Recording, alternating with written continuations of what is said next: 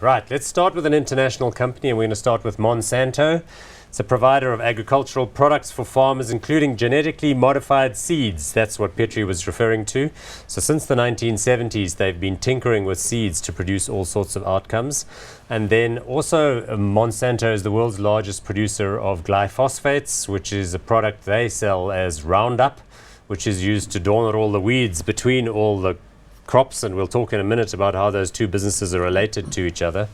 $38.6 billion worth of market cap. Okay, so it's not mega cap. It's not a $300+ billion company like some of the ones we talk about here, but certainly $38.6 billion is pretty sizable. Price earnings ratio 28.3. That's high-ish, even by international standards. Dividend yield of 2.4%. Okay, Petri, so just give us a sort of rundown on the business model. The company we'd love to hate. Yeah, right? one of the world's most despised companies, it must be said. You know, because people are protesting against the GMO foods and so on. So essentially, like you mentioned, it's got two major business units. One being pesticides and so on, and the other one being the development of genetically modified seeds.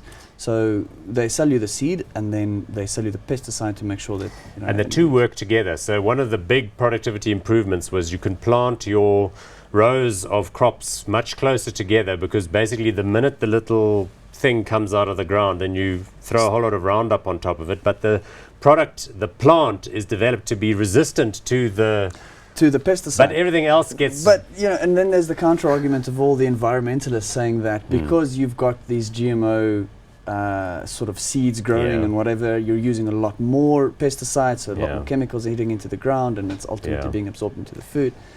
So I don't know. It's a the company makes money. Let's face it, they have been under a little bit of pressure of late. They are facing some headwinds in India, where the Indian government is moving to break their monopoly over the cotton industry, because obviously you can buy cotton seeds from them. So they're capping the maximum price you're allowed for seeds, as well as putting tariffs on the importing of Indians seeds from... always up to things so like that. they're trying to really prevent Monsanto from getting or from maintaining their monopoly in India. So it's a bit of headwinds coming there. Interesting stuff though. I mean, Bauer is a big medical company that wants to make an acquisition, and in order to do so, they need to let go of some of their assets. So Monsanto is interested in buying their crop.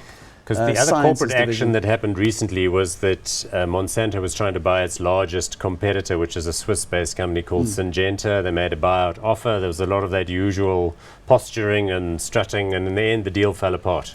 Yes. So, of course, then Syngenta's price fell, but Monsanto's also did, because people were already getting a little bit excited about the opportunities in relation to that. So now they're trying to buy the crop sciences division from a medical business, which I suppose is in line with what they do in terms of developing, genetically modified seeds and so on, and plants. So there's a couple of things happening. I think more headwinds than not, though, simply because they've been fighting a 3-year battle versus the public, as public perception of what they do is deteriorating. I guess, though, the question about that issue is whether it's serious enough to implicate the company in terms of its, price to earnings ratio. You'd think that, maybe you can... There are other companies that are not always all that popular also, that do very well. And they do very well. McDonald's, Coke, people that say... British American Tobacco. Yeah, exactly. So they're not necessarily doing things that are the best for humanity, as where Monsanto at least is feeding people on one side. Because it must be just pointed out that if you don't use the Monsanto products, if you want to go and grow, sort of heirloom corn with your own... It's a lot more expensive. A lot more expensive, because you've got to plant much further apart, you've got to do mechanical weeding, so your productivity is going to be a lot lower. So that's why 80% of the world's, corn comes from Monsanto-based seeds. So and they are probably the biggest player in the space.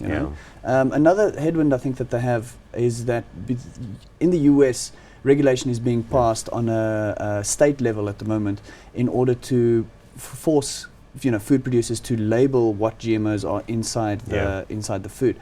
So Monsanto is lobbying to have that done on a national level, so they don't necessarily need to do it on individual state level, because now every food producer has to repackage their food according to where they sell it. So it's a lot more costly, and they argue that it adds $400 to $500 per year to your grocery bill as a consumer.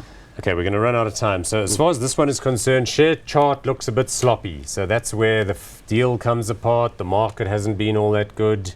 We know also that commodity prices have generally been low. Food prices have been a little bit low. So therefore, people are concerned there won't be that much planting next year.